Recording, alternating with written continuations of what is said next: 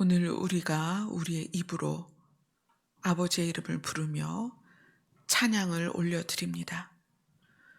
찬양 받으실 만하고 영원히 찬양 가운데 계시는 아버지 하나님, 오늘 이 시간에 찾아와 주셔서 각 사람 마음 안에 좌정하시고 우리를 향한 긍휼과 우리를 향한 사랑을 이 시간에 드러내어 주시옵소서. 그래서 우리가 모두 아버지의 마음을 아는 시간이 되게 하여 주시옵소서. 예수님 이름으로 기도드리옵나이다. 아멘. 부모님의 사랑을 생각하면 참 기쁨보다는 슬픔이 더 많은 것 같아요. 어제 예찬이가 어버이날이라고 케이크를 사갖고 왔는데, 생일날은 케이크를 놓고 막 기쁘게 노래를 하잖아요. 어버이날이라고 케이크를 딱 놓고 초를 켰는데, 저랑 찬미랑 찬주랑 예찬이랑 무슨 노래를 해야 될지 모르겠는 거예요. 그래서 어버이날이 노래가 뭐였더라? 나 실제 괴로움인 거예요. 그 케이크에다 초를 켜놓고 그걸 부르기가 왜 이렇게 슬픈지, 어버이날인데 너무 슬픈 거예요. 그래서 야, 안 되겠다. 이건 노래는 못 부를 것 같다. 그리고 막 박수치고 초를 껐어요. 하나님께서 우리의 아버지시잖아요. 아버지가 우리를 향한 마음은 여러분이 부모님이라면 다 아실 거예요. 아버지가 어떤 마음으로 자녀를 바라보는지. 자녀가 공부를 잘하든 못하든 건강하든 못하든 늘 그 자녀를 바라볼 때 안타깝고 안쓰럽고, 그죠? 제가 저희 아이들을 바라볼 때도 그런데 하나님이 우리를 바라보시는 마음이 그거라는 거예요. 우리 입장에서는 하나님께 뭘 좀 잘해드릴까? 내가 뭘 해서 하나님의 기쁨을 얻을까? 내가 뭘 해서 하나님이 나를 잘했다, 충성된 종아, 이렇게 칭찬하실까? 우리 입장에선 그렇지만 하나님은 그게 아니라는 거예요. 하나님은 우리를 볼 때 긍휼로 보십니다. 네가 어떠하든 어떤 상황이든 내가 너를 사랑한다. 정말 부모가 되어 보면 하나님의 마음을 어느 정도는 이해를 할 수 있을 거예요. 자, 오늘 본문은 누가복음 29장입니다. 누가복음 9장 28절부터 보겠습니다. 누가복음 9장 28절부터 36절입니다. 같이 읽겠습니다. 시작. 이 말씀을 하신 후 8일쯤 되어 예수께서 베드로와 요한과 야고보를 데리고 기도하시러 산에 올라가사 기도하실 때에 용모가 변화되고 그 옷이 휘어져 광채가 나더라. 문득 두 사람이 예수와 함께 말하니 이는 모세와 엘리야라. 영광 중에 나타나서 장자 예수께서 예루살렘에서 별세하실 것을 말할세. 베드로와 및 함께 있는 자들이 깊이 졸다가 온전히 깨어나 예수의 영광과 및 함께 선 두 사람을 보더니 두 사람이 떠날 때에 베드로가 예수께 여짜오되 주여, 우리가 여기 있는 것이 좋사오니 우리가 초막 셋을 짓되 하나는 주를 위하여 하나는 모세를 위하여 하나는 엘리야를 위하여 하사이다 하되 자기가 하는 말을 자기도 알지 못하더라. 이 말할 즈음에 구름이 와서 그들을 덮는지라. 구름 속으로 들어갈 때에 그들이 무서워하더니 구름 속에서 소리가 나서 이르되 이는 나의 아들 곧 택함을 받은 자니 너희는 그의 말을 들으라 하고 소리가 그침에 오직 예수만 보이더라. 제자들이 잠잠하여 그 본 것을 무엇이든지 그때에는 아무에게도 이르지 아니하니라. 아멘. 이 말씀을 보게 된 계기는 4월 초에 하나님께서 저에게 금식을 명령하시고 5월 달의 기도는 변화산 기도가 될 것이다. 그래서 저는 예수님의 용모가 변한 부분에 우리가 늘 초점을 맞췄기 때문에 그거가 먼저 떠올랐어요. 그런데 그게 아니라 너는 회개를 해라. 너를 위해서, 그 다음에 우리 성도들을 위해서, 그리고 우리가 금요일마다 중보 기도를 하고 있죠. 우리가 중보해야 될 구원받기를 소원하는 그 이름들을 위하여 중보하고 있는데 그들의 죄를 위하여 대신 회개를 해라. 그래서 변화산 예수님의 이 변화산 사건과 회개가 어떤 의미가 있는가 우리가 이제 매일매일 매주 말씀을 보면서 알아볼 거예요. 근데 오늘은 이 변화산 상에 두 사람이 등장을 해요. 문득 두 사람이 예수와 함께 말하니 이는 모세와 엘리야라. 이곳에서 예수님이 용모가 변하고 또 그 옷이 휘어져 광채가 났는데 이 제자들이 문득 보니까 두 사람이 서 있는 거예요. 근데 사실 제자들은요, 모세나 엘리야를 본 적이 없어요. 그죠? 모세와 엘리야를 본 적이 없죠. 어쩌면 구전으로 역사적인 어떤 구전으로 들을 수는 있었겠지만 모세와 엘리야를 본 적이 없어요. 그런데 베드로와 요한과 야고보가 두 사람을 보고 알아봤어요. 하나는 모세고 하나는 엘리야다. 이걸 알아봤습니다. 그럼 이 장소에 왜 모세와 엘리야가 등장했는가? 이것이 변화산의 어떤 의미와 굉장히 깊이 연결이 됐겠죠. 그래서 오늘은 예수님의 별세를 이야기하는데 왜 모세와 엘리야가 등장을 했는가? 그래서 오늘은 예수 그리스도의 별세와 모세에 대해서 보도록 하겠습니다. 예수님의 별세는 예수님이 이 땅에서 죽으심과 그리고 이 세상을 완전히 벗어나는 어떤 그것에 대해서 초점을 맞춘 것인데 왜 하필 모세와 엘리야일까? 믿음의 조상 아브라함도 있고, 그죠? 또 노아도 있잖아요. 심판을 이긴 노아도 있는데 왜 하필 모세와 엘리야일까? 그래서 이제 모세를 오늘 집중적으로 보게 될 것입니다. 출애굽기로 가겠습니다.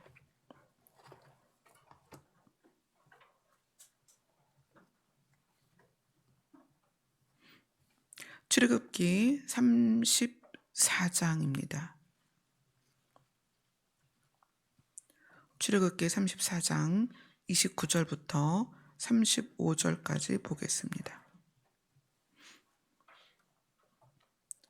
같이 읽겠습니다. 시작. 모세가 그 증거의 두 판을 모세의 손에 들고 시내 산에서 내려오니 그 산에서 내려올 때에 모세는 자기가 여호와와 말하였으므로 말미암아 얼굴 피부에 광채가 나나 깨닫지 못하였더라. 아론과 온 이스라엘 자손이 모세를 볼 때에 모세의 얼굴 피부에 광채가 남을 보고 그에게 가까이 하기를 두려워하더니 모세가 그들을 부르매 아론과 회중의 모든 어른이 모세에게로 오고 모세가 그들과 말하니 그 후에야 온 이스라엘 자손이 가까이 오는지라. 모세가 여호와께서 시내산에서 자기에게 이르신 말씀을 다 그들에게 명령하고 모세가 그들에게 말하기를 마치고 수건으로 자기 얼굴을 가렸더라. 그러나 모세가 여호와 앞에 들어가서 함께 말할 때에는 나오기까지 수건을 벗고 있다가 나와서는 그 명령하신 일을 이스라엘 자손에게 전하며 이스라엘 자손이 모세의 얼굴의 광채를 보므로 모세가 여호와께 말하러 들어가기까지 다시 수건으로 자기 얼굴을 가렸더라. 아멘. 모세가 40일을 금식하고 모세의 금식은 이제 정말 완벽한 금식이죠. 떡도 먹지 아니하고 물도 마시지 아니하는 상태에서 40일을 지나면서 십계명을 받습니다. 그리고 그 증거의 두 판, 십계명 두 판을 들고 시내산 하늘에서 내려오는데 오늘 이 부분에서의 가장 특징적인 것은 모세의 얼굴이 어떻게 됐더라? 빛이 나더라. 얼굴 피부에 광채가 나더라. 본인은 이제 모르고 내려왔어요. 그런데 사람들이 자기를 무서워하는 걸 보고 왜 그러냐 그랬더니 당신 얼굴에 빛이 난다. 그래서 자기가 그걸 의식하고 사람들을 만날 때는 얼굴에 수건을 덮었다. 그 빛이 사람들로 하여금 두려워하니까. 그리고 하나님을 만나러 들어갈 때는 다시 수건을 벗고 이런 부분을 말하고 있습니다. 모세의 얼굴에 왜 빛이 났을까요? 하나님은 어떤 분이냐면 근원의 빛이에요. 우리가 만든 빛이 아니고 원래부터 존재했던 빛이라는 거예요. 하나님은 빛이십니다. 그 근원의 빛은 어떤 특징을 갖고 있냐면 생명을 만들어내는 특징이 있어요. 하나님께서 근원의 빛으로서 그 다음에 가장 먼저 창조하신 게 빛이 있으라 하셨죠. 이것은 하나님으로부터 출발되어서 세상에 투영된 거예요. 이 빛은 사실 근원의 빛은 아닙니다. 하나님이 창조한 빛이에요. 그러나 하나님은 근원의 빛이다. 이 근원의 빛은 하나님께서 자기 자신을 나는 스스로 있는 자다. 그것처럼 스스로 있는 빛이에요. 그래서 이 빛이 세상에 투영될 때 그 세상에서는 생명이 살아나고 활동하고 자라나고 그 생명이 생명을 이어갈 수 있도록 존재할 수 있도록 생명이 존재할 수 있도록 돕는 것이 이 빛입니다. 근데 이 빛이 어디서부터 출발했느냐? 근원의 빛으로부터 출발됐다는 거예요.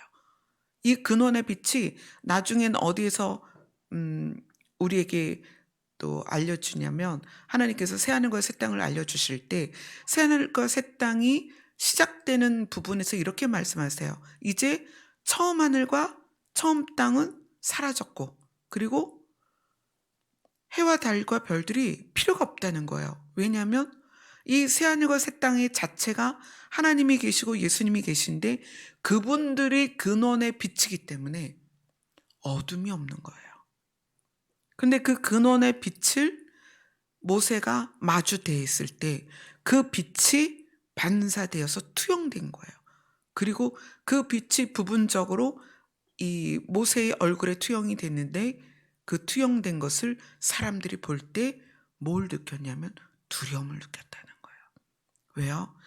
세상에서 만들어진 밝은 빛이 아니라 근원의 빛을 받기 때문에 사람들은 두려워합니다. 그 빛이 얼마나 밝았으면 모세는 수건을 덮어야 했느냐는 거예요. 그 근원의 빛을 모세가 얼굴에 비추고 그 피부에 광채가 나더라. 자, 오늘 이 부분은 예수님이 변화산에서 있었던 부분과 비교되어서 마치 예수님의 그림자처럼 모세는 이것을 경험했다는 거예요. 어쩌면 유일하게 이 땅에서 예수님이 아닌 사람으로서는 근원의 빛을 유일하게 경험한 사람이 모세일 것입니다. 그럼 이것 때문에 모세가 변화산에 등장했느냐? 그렇지 않습니다. 모세가 변화산에 등장한 진짜 중요한 이유는 출애굽기 지금 34장을 보고 있죠. 27절을 보겠습니다. 27절을 같이 읽겠습니다. 시작. 여호와께서 모세에게 이르시되 너는 이 말들을 기록하라. 내가 이 말들의 뜻대로 너와 이스라엘과 언약을 세웠음이니라 하시니라. 하나님께서는 모세에게 기록된 돌판을 2개를 주시는데 그게 십계명입니다. 왜 하나님은 모세에게 십계명을 주셨는가? 그리고 모세는 그걸 가지고 내려와서 어떻게 했냐면 34절을 보겠습니다. 34장 34절입니다. 시작. 그러나 모세가 여호와 앞에 들어가서 함께 말할 때에는 나오기까지 수건을 벗고 있다가 나와서는 그 명령하신 일을 이스라엘 자손에게 전하며 모세가 하는 일은 돌판을 가지고 와서 그것을 이스라엘 백성에게 가르쳤고, 하나님을 만나서 하나님이 말씀하신 걸 들은 것을 이스라엘 백성에게 가르쳤어요. 모세에게서 이 시내산에서 내려와서의 중요한 부분은 얼굴의 근원에 빛이 비춘 것보다 더 중요한 게 뭐냐면, 하나님이 모세에게 가르친 것을 백성에게 전달하는 역할을 했다는 거예요. 그러면 이 모세가 하나님으로부터 받은 십계명의 의미가 뭐냐는 거예요. 십계명의 의미. 근원의 빛은 살리는 빛입니다. 그럼 십계명의 의미는 뭐냐? 아담이 에덴에서 선악과를 먹으면서 사망이 들어왔어요. 근데 하나님께서 선악과를 먹은 아담에 대해서 뭐라고 말씀하셨냐면, 이 자는, 아담은 선악을 아는 일에 우리와 같이 되었다, 이렇게 얘기하세요. 우리라는 거는 삼위일체 하나님을 말하는 거죠. 성부 하나님, 성자 하나님, 성령 하나님. 선악을 아는 일에 우리처럼 되었다. 그래서 얘가 영생을 하게 하는 생명나무의 열매를 먹고 영생하게 되면 안 되니까 얘를 에덴에서 내보내야 되겠다. 이런 부분이 창세기에 나옵니다. 선악을 알게 하는 것을, 선악을 알게 하는 데에 우리처럼 되었다. 자, 그러면 하나는 뭐가 있냐면, 하나님은 선악을 아시는 분이다. 그럼 아담이 선악을 알게 된 것이 왜 사망이 들어오는 계기가 되었느냐? 하나님은 선악을 알지만 뭘 택하시는 분이다? 선을 택하는 분이다.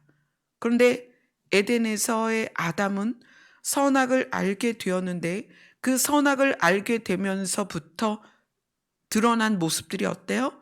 하나님을 피하고, 하나님께서 불러서 그 문제를 말씀하셨을 때 하와를 탓하고, 하와는 뱀을 탓하고, 이런 모습들이 나타나요. 그 얘기는 뭐냐면, 선과 악을 알게 되었을 때 사람은 불완전하여서 뭘 택한다? 악을 택한다. 그럼 하나님께서 모세를 통하여 주신 율법은 무슨 의미냐? 이 율법을 통해서 하나는 죄가 무엇인지를 깨닫게 하시는 거예요. 죄가 무엇인지 깨닫고, 그 다음에 이 율법의 또 한 부분은 뭐냐면 사랑이 무엇인지를 알게 하는 거예요. 그래서 너희는 하나님을 사랑하고 이웃을 사랑해라. 그것은 선과 악을 둘 다 알려주시면서 뭐를 택하라는 거예요? 선을 택해라. 하나님은 약속을 통해서 사망에 이른 사람들에게 그 사람을 살릴 수 있는 권한이 있는 분이에요. 하나님은 권한이 있어요. 그러나 이미 약속이 뭐냐면, 선악을 알게 하는 열매를 먹으면 죽으리라 하는 첫 번째 약속이 있기 때문에, 그 약속을 이겨서 다시 살 수 있는 방법을 하나님이 주신 게 뭐냐면, 너희가 이 율법을 지키면 살려주겠다. 그거예요. 너희가 이 율법을 지키면 살려주겠다. 근데 그 율법이 뭐예요? 선과 악을 알게 해서 무엇을 선택해라? 선을 선택해라. 그 선이 무엇이죠? 죄를 짓지 않고 하나님을 사랑하고 이웃을 사랑하는 게 선이다. 그러니까 그 십계명은 선악과의 사망을 이기게 하는 거였어요. 그런데 사람들이 그 계명을 받아서 무엇에 치중한 거예요? 마음에 새긴 것이 아니라 행동만 그것을 따라가고 마음은 여전히 악했다는 거예요. 이 모세가 가지고 온 이 십계명은 이스라엘 백성들에게는 굉장히 중요한 거였습니다. 하나님이 이것을 근거로 그들을 살리기를 원하셨던 거예요. 이 모세가 시내산에서 내려오면서 얼굴에 빛이 난 것과 또 십계명을 가지고 이스라엘 백성 앞에 나온 것은 변화산에서 왜 모세가 예수님 앞에 등장했느냐를 알려주는 부분을 오늘 이 출애굽기에서 볼 수가 있습니다. 그러면 이것을 연결해서 이제 예수님에 대한 모습을 보도록 하겠습니다. 누가복음으로 갑니다. 오늘 본문으로 갑니다.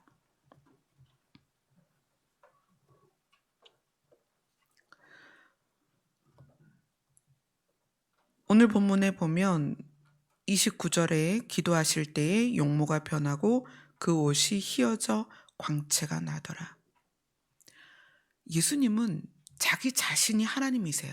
그렇죠? 그래서 예수님은 하나님에게서의 근원의 빛을 투영받을 필요가 없습니다. 예수님이 태어나셔서 부활 승천하실 때까지의 과정에서 예수님이 가장 하나님스러운 장면이에요. 여기가 가장 하나님스러운 장면인데 어떤 것이냐면 자기 스스로 하나님이라는 것을 근원의 빛으로 드러낸 거예요. 그래서 예수님의 용모가 변화되었다. 단지 모세처럼 얼굴에만 광채가 난 게 아니라 예수님 자신이 완전히 하나님으로서 드러낸 장소예요. 그래서 그것을 용모가 변했다라고 표현하는 거예요. 그리고 그 근원의 빛이 투영되니까 어떻게 돼요? 옷이 휘어져 광채가 난 거예요. 저는 이 부분이 너무 신비로운 거예요. 아, 예수님이 하나님이시다라는 것을 이곳에서 스스로 드러내셨구나. 용모가 변한 것이 뭐 눈, 코, 입이 변했다 그게 아니라 예수님은 원래 하나님이시니까 하나님으로서의 정체를 드러내셨다는 거예요. 근데 하나님은 보이지도 않고 만질 수도 없고 회전하는 그림자가 없다. 그러니까 형체가 없다는 거예요. 그러면 예수님의 용모가 변했다는 것은 얼마나 강력한 빛으로 발산이 되었을까 하는 거예요. 그리고 그 빛이 투영된 옷, 예수님이 입었던 옷이 휘어져 광채가 나는 그런 상황이었습니다. 모세는 이 부분에 있어서 예수님을 그림자처럼 보여준 장면이죠. 모세가 이스라엘을 출애굽시킨, 탈출시킨 존재라면 예수님은 어떤 분이세요? 인류를 죄악 가운데서, 인류를 세상 가운데서, 인류를 애굽 가운데서 탈출시킨 분이죠. 자, 그 다음에 이 부분에서 35절을 읽겠습니다. 누가복음 9장 35절입니다. 시작. 구름 속에서 소리가 나서 이르되 이는 나의 아들 곧 택함을 받은 자니 너희는 그의 말을 들으라 하고. 모세가 십계명을 가지고 와서 그것을 이스라엘 백성에게 가르치고 하나님을 만나러 성소에 들어가서 하나님을 만나면 하나님에게서 들은 말을 이스라엘 백성들에게 그대로 가르쳤습니다. 그런데 오늘 변화산에서 하나님께서 예수 그리스도를 대하여 뭐라고 말씀하시냐면 이는 나의 아들 곧 택함을 받은 자다. 그리고 너희는, 여기서의 너희는 베드로와 요한과 야고보이지만 그 현장을 떠나서 이곳에 있는 우리에게 말씀하시는 거예요. 너희는 그의 말을 들으라. 모세를 통하여 이스라엘 백성에게 하나님의 말씀을 전하셨던 그 하나님께서 오늘은 이 변화산에서 예수 그리스도를 향하여 이 자는 나의 아들이다. 이는 나의 아들이다. 너희는 그의 말을 들으라. 이렇게 하나님이 직접 명령을 하십니다. 이 부분을 잠깐 보도록 하겠습니다. 신명기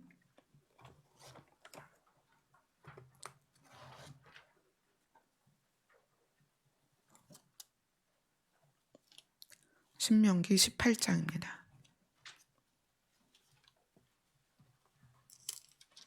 왜 하나님은 그의 말을 들으라고 하셨는가? 신명기 18장 15절부터 22절까지입니다. 같이 읽겠습니다. 시작. 내 하나님 여호와께서 너희 가운데 내 형제 중에서 너를 위하여 나와 같은 선지자 하나를 일으키시리니 너희는 그의 말을 들을지니라. 이것이 곧 내가 총회의 날에 호렙산에서 내 하나님 여호와께 구한 것이라. 곧 내가 말하기를 내가 다시는 내 하나님 여호와의 음성을 듣지 않게 하시고 다시는 이 큰 불을 보지 않게 하소서. 두렵건대 내가 죽을까 하나이다 하매 여호와께서 내게 이르시되 그들의 말이 옳도다. 내가 그들의 형제 중에서 너와 같은 선지자 하나를 그들을 위하여 일으키고 내 말을 그 입에 두리니 내가 그에게 명령하는 것을 그가 무리에게 다 말하리라. 누구든지 내 이름으로 전하는 내 말을 듣지 아니하는 자는 내게 벌을 받을 것이요 만일 어떤 선지자가 내가 전하라고 명령하지 아니한 말을 제 마음대로 내 이름으로 전하든지 다른 신들의 이름으로 말하면 그 선지자는 죽임을 당하리라 하셨느니라. 내가 마음속으로 이르기를 그 말이 여호와께서 이르신 말씀인지 우리가 어떻게 알리요 하리라. 만일 선지자가 있어 여호와의 이름으로 말한 일에 증언도 없고 성취함도 없으면 이는 여호와께서 말씀하신 것이 아니요 그 선지자가 제 마음대로 말한 것. 너는 그를 두려워하지 말지니라. 자, 이 이야기는 뭐냐면 하나님께서 모세에게 이야기하시는 거예요. 내가 이제 너 같은 선지자를 너의 백성 중에서 하나를 세울 거다. 왜냐하면 호렙산에서 하나님이 등장하니까 이스라엘 백성이 너무 두려워하는 거예요. 그래서 이스라엘 백성이 뭐라고 말했냐면 모세한테 야 우리가 하나님 앞에 갔다가는 죽을 것 같다. 네가 하나님께 음성을 듣고 오면 너가 전하는 말을 우리가 그대로 들을게. 이스라엘 백성이 그렇게 부탁을 했거든요. 그래서 하나님께서 그들의 말을 들으셨고 앞으로 내가 너의 백성 중에서 선지자를 하나 세울 건데 내가 그에게 내 말을 넣어줄 것이다.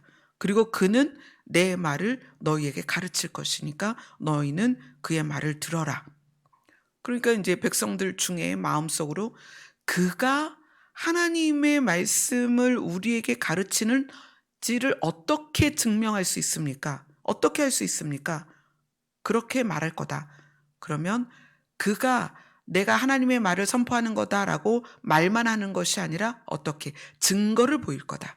그러면 믿어라. 그러나 증거가 없다면 그의 말을 두려워하지도 말고 그를 선지자라고 생각하지 마라. 이런 이야기를 하나님이 모세에게 알려주십니다. 그러니까 모세를 통해서 선지자가 나올 것인데 그 선지자가 물론 모세 이후에도 있었습니다. 그러나 이 말씀의 궁극적인 최종적인 가장 중요한 선지자는 누구냐? 예수 그리스도라는 거예요. 그걸 이제 예수님이 자기 자신이 말씀을 하세요. 요한복음으로 갑니다. 요한복음 5장 46절입니다.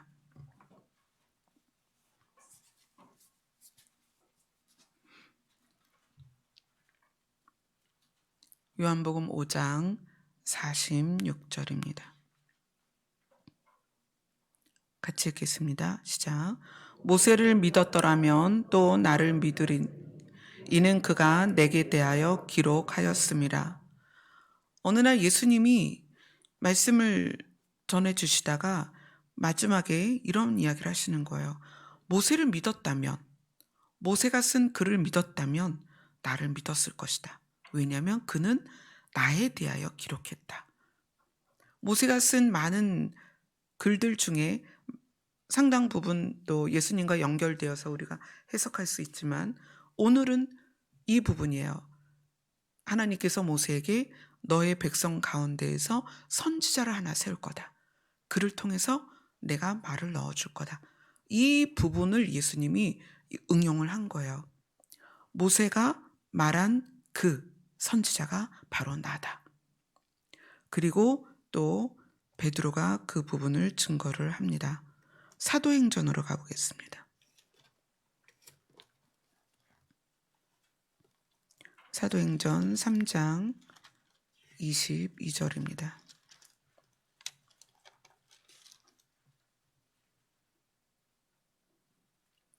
사도행전 3장 22절부터 26절까지입니다.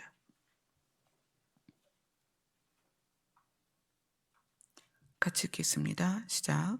모세가 말하되 주 하나님이 너희를 위하여 너희 형제 가운데에서 나 같은 선지자 하나를 세울 것이니 너희가 무엇이든지 그의 모든 말을 들을 것이라.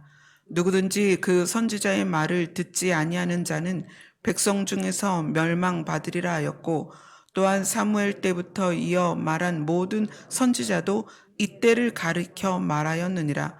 너희는 선지자들의 자손이요 또 하나님이 너희 조상과 더불어 세우신 언약의 자손이라.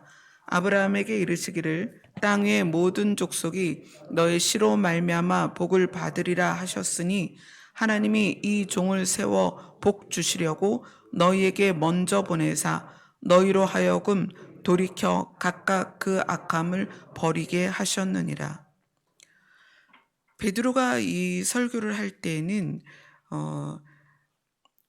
성전 앞에서 못 걷게 된, 나면서부터 못 걷게 된 안진뱅이를 고쳐주고 나서 이제 그 설교를 하면서 설교의 마무리 부분에 이 이야기를 합니다.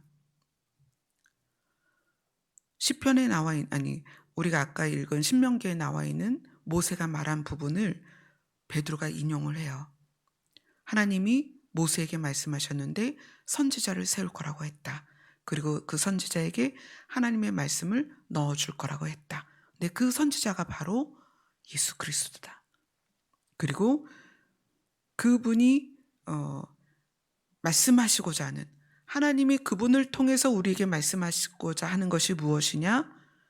악함을 버리라고 하셨다는 거예요. 악함을 버리라.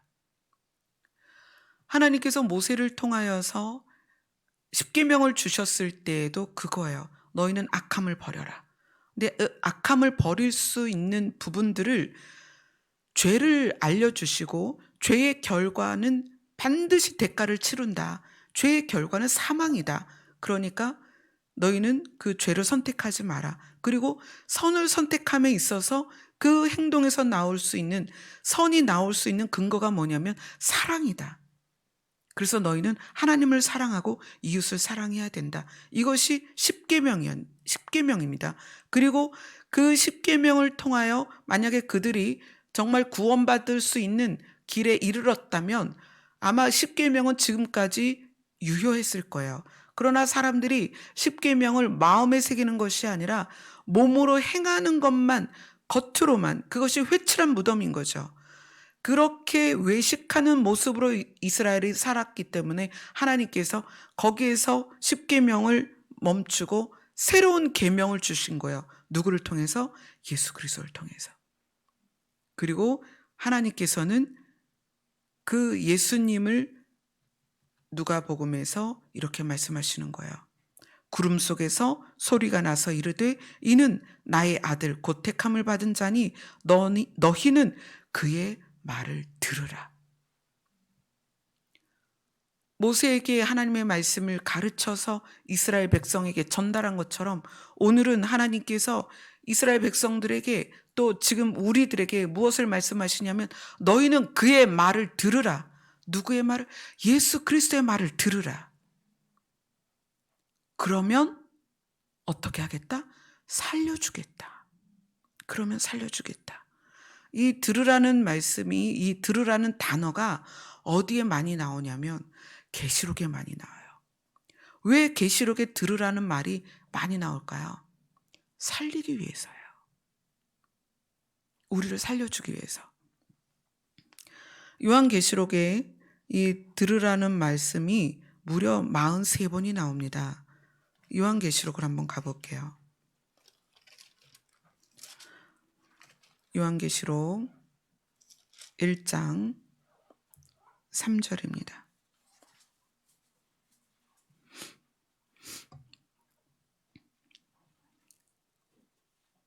요한계시록 1장 3절 같이 읽겠습니다. 시작.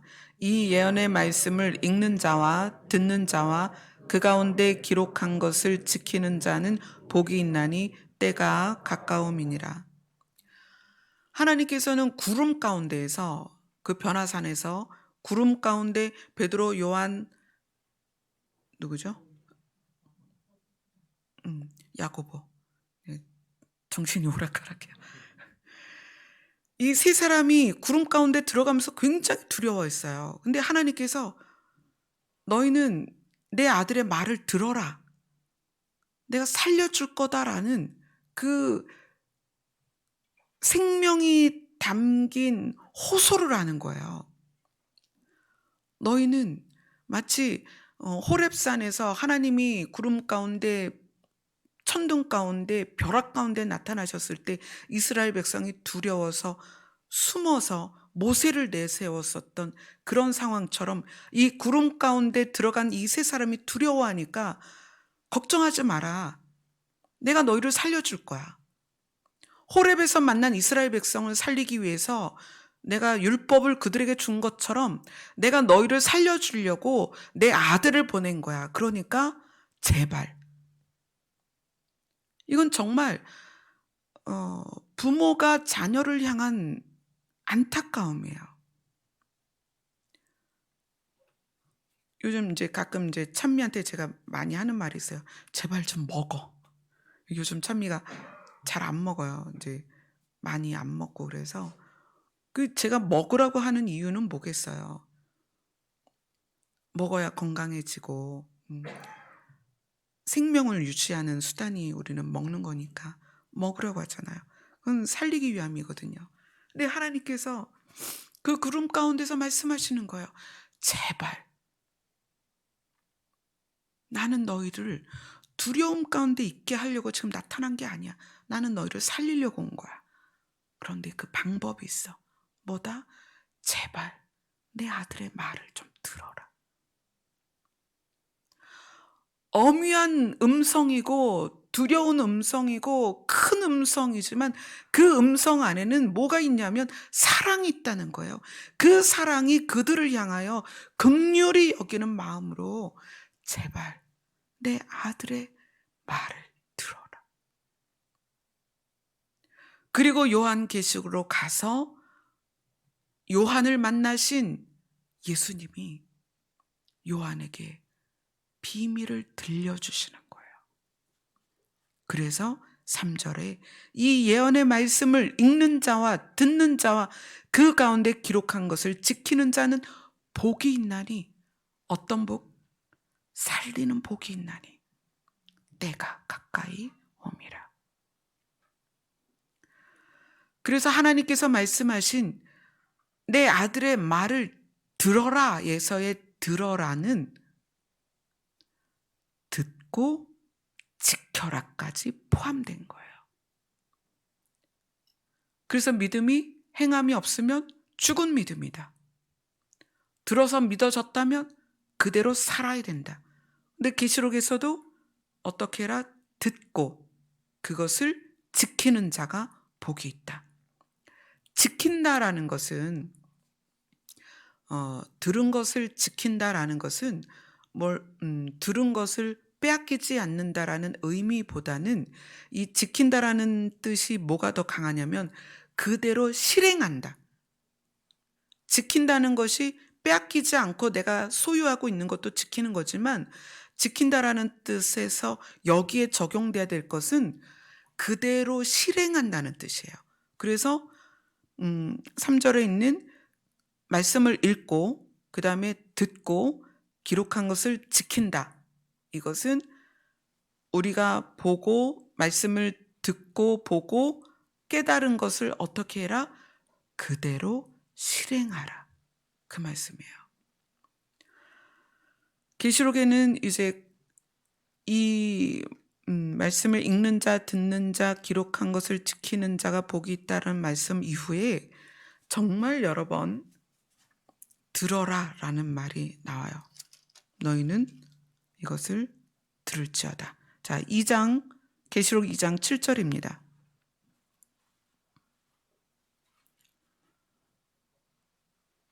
같이 읽겠습니다. 시작. 귀 있는 자는 성령이 교회들에게 하시는 말씀을 들을지어다. 이기는 그에게는 내가 하나님의 낙원에 있는 생명나무의 열매를 주어 먹게 하리라. 말씀을 들을지어다. 듣고 그것을 실행하는 자는, 귀로 듣고 마음으로 듣고 그것을 그대로 실행하는 자는 어떻게 하겠다? 하나님의 낙원에 있는 생명나무의 열매를 주어 먹게 하리라. 살려주겠다는 거예요. 11절로 갑니다. 요한계시록 2장 11절입니다. 같이 읽습니다. 시작. 귀 있는 자는 성령이 교회들에게 하시는 말씀을 들을지어다. 이기는 자는 둘째 사망의 해를 받지 아니하리라. 말씀을 듣고 그대로 실행하는 자는 둘째 사망의 해를 받지 아니하리라. 그런데 듣고 그대로 실행하는 거에 대해서 여기에선 이기는 자 이렇게 표현을 해요. 왜 이기는 자로 표현할까요? 듣고 그것을 그대로 실행하는 것이 무엇을 이겨야 되냐면 내 육을 이겨야 된다는 거예요. 말씀을 마음에 새기고, 저 이스라엘 백성은 어디다 새겼어요? 육에 새겼단 말이에요. 육에 새겼는데 마음이 변하지 않으니까 그 사람은 근본적으로 변화가 안 된 거예요. 그러니까 하나님께서는 이제 말씀을 마음에 새겨라. 마음에 새겨서 어떻게 해라? 육을 이겨라. 마음에 생겨서 너의 지식을 이겨라. 마음에 생겨서 너의 고집을 이겨라. 마음에 새겨서 너의 습관을 이겨라. 마음에 새겨서 세상에서 훈련된 것을 이겨라. 그거예요. 그것이 무엇이다? 들은 말씀을 그대로 실행하는 것이다. 그것이 이기는 것이다. 이기는 자는 둘째 사망의 해를 받지 않을 것이다. 계시록 2장 17절입니다. 같이 읽겠습니다. 시작. 귀 있는 자는 성령이 교회들에게 하시는 말씀을 들을지어다. 이기는 그에게는 내가 감추었던 만나를 주고 또 흰 돌을 줄 터인데 그 돌 위에 새 이름을 기록한 것이 있나니 받는 자밖에는 그 이름을 알 사람이 없느니라. 이것은 하나님의 말씀을 듣고 성경에 있는 말씀을 듣고 마음에 새겨서 육을 이기는 자는 만나와 흰 돌을 줄 것이다. 이것은 예수 그리스도입니다. 그러면 예수님이 내 안에 계신데 왜 또 주신다는 것이냐? 이것은 새하늘과 새 땅에서 예수 그리스도와 직접 대면하게 된다는 거예요. 너희가 얼굴과 얼굴을 대면하여 볼 것이다. 우리가 믿음으로 예수 그리스도를 내 안에 받아들였는데 믿음으로 내 안에 받아들인 예수 그리스도의 말씀하심을 육을 이겨서 그대로 실행하면 안에 계신 무형의 예수 그리스도가 아니라 실제하는 예수 그리스도를 보게 될 거라는 거예요. 실제하는 예수 그리스도를 함께 살게 될 거라는 거예요. 만나와 흰 돌이 예수 그리스도입니다. 자, 그 다음에 그렇게 해서 요한계시록 2장을 마지막에 29절이 이렇게 마무리합니다. 같이 읽겠습니다. 시작. 귀 있는 자는 성령이 교회들에게 하시는 말씀을 들을지어다. 들을지어다. 이 들을지어다는 듣고 그대로 행할지어다. 이것입니다. 여러분, 근데 행함이 마음에서 시작되지 않으면 소용이 없어요. 그래서 고린도전서에서는 이렇게 말합니다. 너희가 너희 몸을 불사르게 내어줄지라도 그 안에 사랑이 없으면 아무 유익이 없느니라. 내가 근본적으로 바뀌는 것은 마음에서부터예요. 저는 사람을 정말 많이 접합니다. 여러분들도 접하지만 밖에 나가면 산마성도도 접하고 또 상담하는 분들도 접하고 그분과 관계된 분들도 어쩔 수 없이 접하게 돼요. 또 제가 자라오면서 접한 분들도 많습니다. 그렇죠. 제가 반백년을 넘게 살았는데 얼마나 많은 사람들을 만났겠어요. 사람들을 만나면 기본적으로는 다 거의 친절해요. 이렇게 처음 대면했는데 막 짜증내고 화내고 그런 사람 거의 없어요. 거의 다 친절합니다. 상냥하고 예의가 있고 친절하고 젠틀해요. 그런데 그 예의가 있고 상냥하고 친절하고 너그러운 것 같고 부드러운 모습이 어떤 사건을 통해서 전혀 다른, 정말 180도 다른 모습이 드러날 때가 있어요. 그럴 때 그 사람은 이렇게 말합니다. 이 일 때문에, 또는 너 때문에, 또는 네 말 때문에 내가 이렇게 변했다라고 이야기를 해요. 이렇게 행동했다, 이렇게 얘기해요. 그런데 사실은 그게 아니라 그 모습도 진짜 내 모습이라는 거예요. 오늘 계시록에서 말씀하신 것처럼 귀 있는 자는 성령이 교회들에게 하시는 말씀을 들어라. 이기는 자는 생명나무의 열매를 먹게 될 것이다. 여기에서 이기는, 말씀이 내 안에 들어와서, 예수 그리스도가 내 안에 들어와서 내 안에서부터 그 말씀이 겉으로 육으로 실행되는 사람은 사람에게 보여지는 모습과 상황과 사건에 의하여 드러나는 모습의 간극이 작습니다. 점점 작아져요. 진짜 이기는 자는 마음으로 예수 그리스도의 성품을 닮아서 그것이 점차적으로 내 육을 이깁니다. 그래서 어떤 상황에서도 온유하고 겸손하고 부드럽게 변해갑니다. 여러분들이 각자의 삶 속에서 나의 좋은, 사람들에게 웃으며 선하게 대하는 그 모습과 어떤 상황에서 소리 지르고 악한 말을 쏟아내는, 폭력하는 그런 모습의 이 간극이 크다면 이 말씀을 듣고 있는 게 아닙니다. 바뀌셔야 돼요. 정말 바뀌셔야 돼요. 네가 나에게 대하는 태도, 네가 나에게 하는 말, 또는 이 상황 때문에 내가 화를 내는 거다, 이렇게 자기를 정당화시키시면 안 됩니다. 물론 그럴 수 있어요. 어떤 일이 극도로 화를 나게 할 수 있고 극도로 분노하게 할 수 있습니다. 그러나 그 문제를 가지고 내가 여전히 옛 모습으로 반응하고 있다면 나는 아직 이 계시록에서 말씀하신 것처럼 말씀을 들을지어다에 합당하지 않은 거예요. 많은 사건들을 통해서 하나님께서는 사람들을 드러내십니다. 저 자신도 사건을 통해서 드러납니다. 그래서 사건을 통해서 제가 드러날 때마다 저는 처절하게 다시 하나님 앞에 무릎 꿇습니다. 하나님, 제가 오늘 졌습니다. 제 육에게 졌습니다. 그리고 하나님 앞에 무릎 꿇습니다. 베드로가 설교를 통해서 그렇게 이야기를 해요.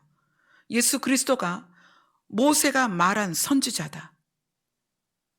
그분을 통하여서 어떻게 해라? 악을 이겨라.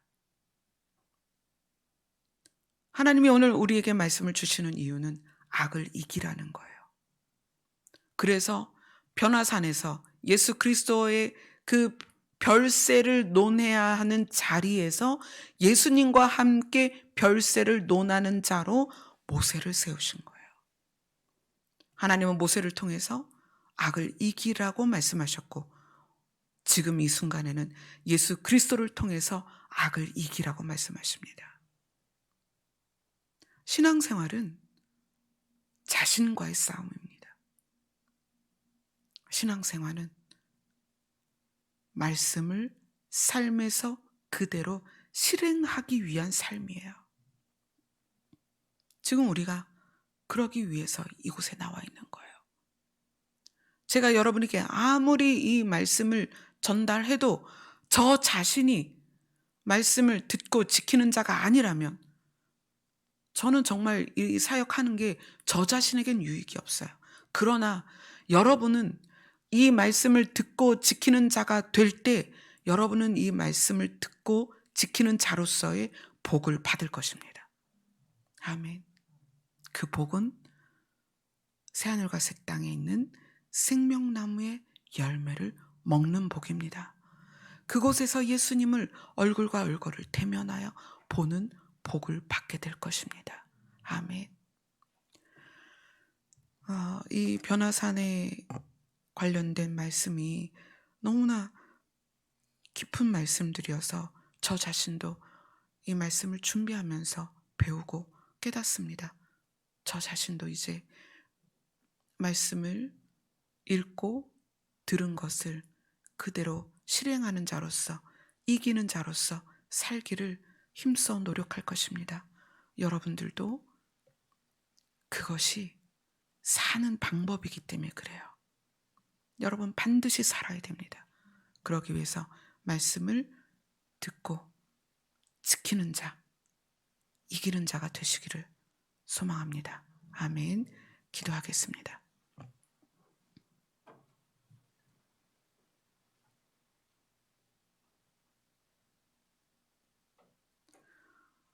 우리는 불완전하기 때문에 선과 악을 분별하되 악을 선택하기를 좋아합니다.